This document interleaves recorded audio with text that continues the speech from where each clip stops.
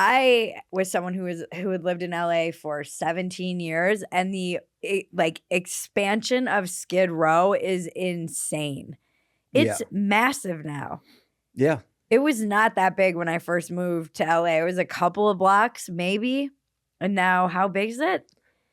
It's probably 10 by 10 blocks, but the real issue is that it's like sort of spread out into like all parts of LA. Yeah. Like there's little satellite states everywhere. I mean, in the Valley, in Venice. West LA, Venice. Yeah. I was homeless there starting in 2011, and things were dramatically different than they were the second time I was homeless there in like 2015. And then from 2015 to now, it's a whole different story.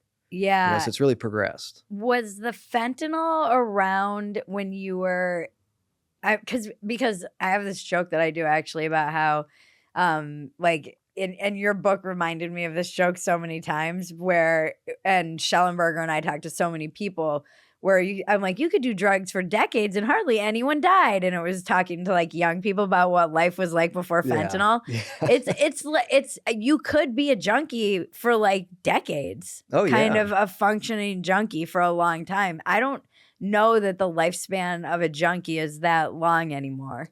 No. I mean, my dad used heroin on and off from the age of like 12 to 58. Yeah.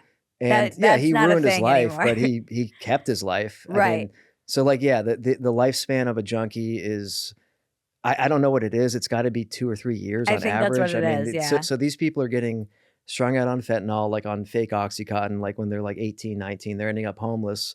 And a lot of the policies are like, well, let's just let them do their thing. And then when they're ready, we'll be here for them.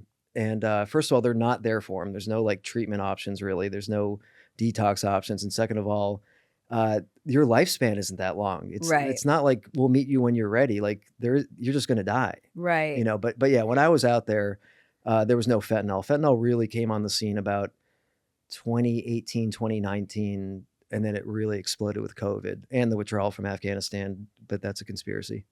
Oh, interesting. Wait, what's the conspiracy? Well, heroin requires raw plant material Yes. to create. And that means that, a lot of this raw plant material is created in places like Afghanistan. Yes. And as we see with the onset of the Afghanistan war, the potency of heroin increases dramatically 2006, 2007, 2008. We have a heroin epidemic, post-Oxycontin epidemic.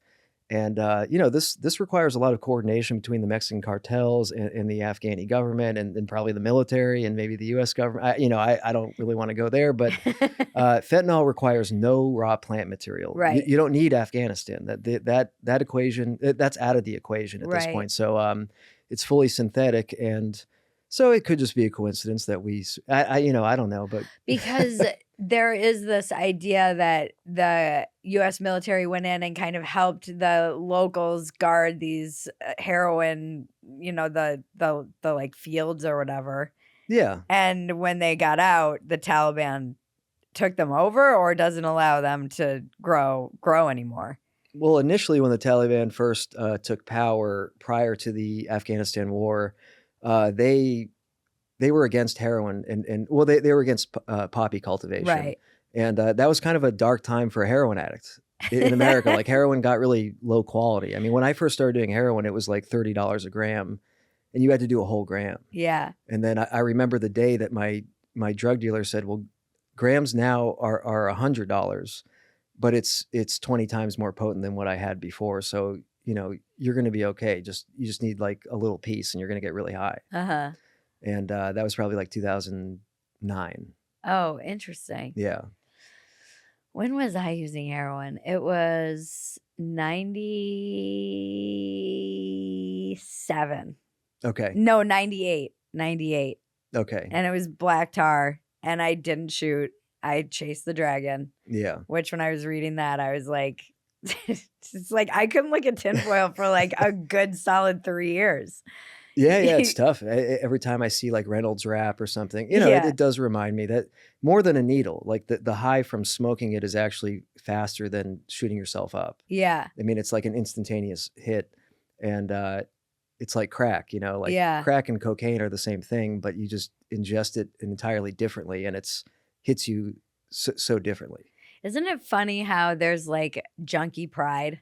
You know, Oh even yeah. even within the like you'll be a rock bottom and a complete loser. And in the rehab I was in, it was like, oh, well, you're not a real heroin addict because you didn't there's like the levels of like junkiness. You're like, oh, you were just a heroin addict. You didn't do speedballs, you fucking Yeah. pussy. Oh, there's wars. There's full on wars going on between like tweakers and junkies and like who's better and then when you go to jail, most people are like the Nazis are all tweakers, so they like they have no they don't put up with any sort of like I'm dope sick. Like they don't like that at all. Yeah. And they'll sort of make fun of you and bully you to some extent, I guess. I don't How long were you in jail? 6 months, Okay. 2015 to 2016. And were you in like LA County? Where were you? Yeah, I was in Twin Towers in LA County. Okay, yeah. And it was I had a great time. It really I think it was a big factor in me turning my life around, which people don't like to hear. People don't like that, but I had a good time and I got off heroin. But you could have done drugs in jail, no? There's drugs, but they're incredibly expensive and they're really reserved for like the shot callers and like who they want to hand them out to. But yeah, I mean, if your family's willing to wire money to someone's family in jail, like $200, you can get high once. Yeah. I didn't have the money. Yeah. So you got sober. Yeah, I mean, I relapsed probably like 3 or 4 times after jail, like 3 or 4 days. Oh yeah. In total. And had like incredibly terrible results from that. But yeah, jail, like sort of, I've never been dope sick since jail.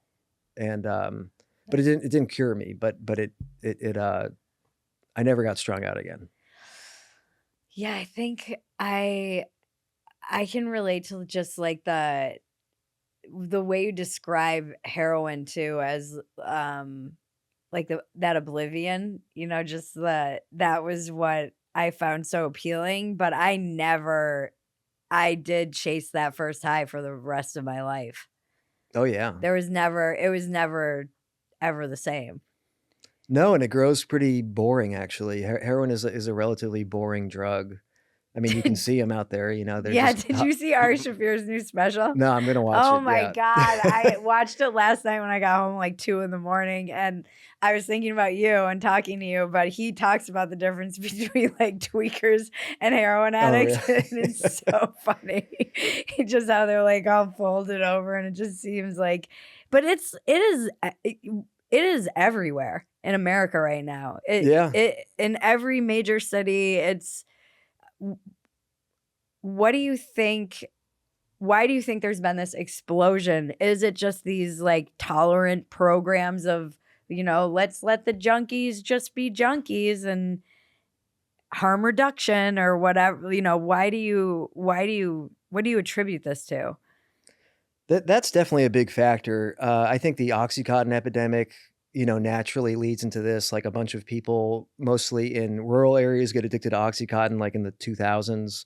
That leads to the first heroin boom or the heroin epidemic of this century, around 2010. And then so we have this big explosion of heroin addicts. And then, and I mean, I can go into depth about this. Okay. So go into it. Okay. So 2011, I graduated college. That's the biggest graduating class in American history up until that point. We get out. The economy is terrible. It's shit. Yeah. There's no jobs. So now you have like millions of people with college degrees that aren't like liberal arts college degrees, me included. I got I got a degree in history. That line made me laugh out loud in your book. Yeah. Where you're like, I got a degree in history and then pursued, what's the exact line? And then pursued a study in being homeless or something like that. Yeah. I mean, I was like, I wrote next to it, LOL. It made me laugh. I'm like, that's, I think a lot of people, like you're saying. Yeah, my whole generation. So you're like, my whole generation is homeless.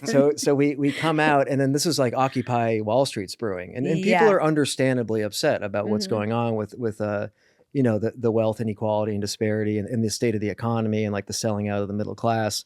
So you have like a whole generation of people that are leaning towards socialism and leaning towards leftist policy or leftist politics, and then at the same time you get some of the most progressive laws passed, like in places like California, like SB 1380, Prop 47, it's like criminal justice reform, homeless reform, addiction reform, and the nonprofit sphere explodes. And then there's all these jobs, and it becomes like a jobs program for like loser millennials, basically, who Yeah. already like have these sort of like Useless degrees. almost like, yeah, and like extreme progressive views on this whole situation. So that coupled with like this coming off the tail end of the Oxycontin epidemic. So you have all these like drug addicts, and you have all these people that are basically the government has outsourced to them to handle it, and their solutions are And they're wacky. also drug addicts. They're drug addicts in their own way. Like Yeah. they're into doing ketamine and Molly and stuff. And, you know, And I think also just I mean, no one really wants to have a conversation about how the American life has gone off the rails since weed has become more and more legal everywhere. certainly. I Yeah. I see just like everyone's like, why is society collapsing? Yeah. But people are like, oh, it's weed, man. And they think of it like the 70s weed. But I worked in that industry. I'm like, this is not the same kind of weed. It's aggressive. Oh, yeah. You go to these farms like up in Humboldt and shit, and they've got RVs, they've got guns, they're fighting cartels that are moving in. I'm like, you guys have no idea what this industry looks like and what the weed is, how strong the weed actually is now, Yeah. and how powerful they've made it over the years. These guys are also geniuses. They're cloning. They're like, it was wild, man. Nobody really understands like I feel like they still think of it like, "Oh, it's just this, like, harmless weed that our parents, the wacky tobacco," and I'm not Yeah. like, make everything illegal or whatever, but I do think people kind of underestimate how strong, because it gives a lot of people anxiety. It puts people into, like, young men in particular into, like, psychosis. It's Yeah. not the same. No, no, I've witnessed people, like, ruin their lives Yeah. with weed, and I never thought I'd be a guy that would say that, Yeah.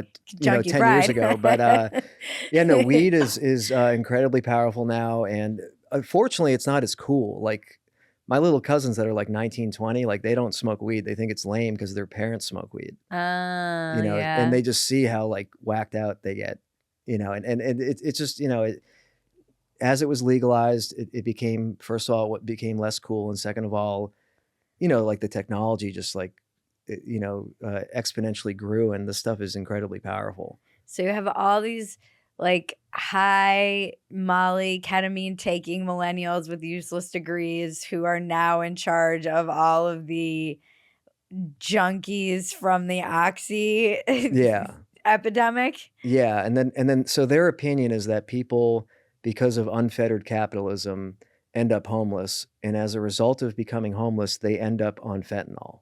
And Okay. and I don't think that. I think it's actually the opposite. I think people get addicted to drugs and then end up becoming homeless more so than that situation. Right. Because I've been homeless. So they, Right. they don't like me. I mean, these are my friends. I mean, these are people I went to college with, and you know, they're starting to believe me a little bit, but I was out there and I met all these people. I met thousands of people that were homeless, and these people, most of these people were either addicted to drugs and then became homeless, or they were mentally ill, Yeah. and that's it. I mean, Yeah. you know, That's what it seems to be, or or the drugs send you into a state of kind of mental illness. yeah, either you're like naturally mentally ill, or the drugs have sent you into a situation where now you're either temporarily mentally ill under the drugs, or in some cases permanently. And people are running to drugs because life has changed a lot in the last 20 years. Mhm. The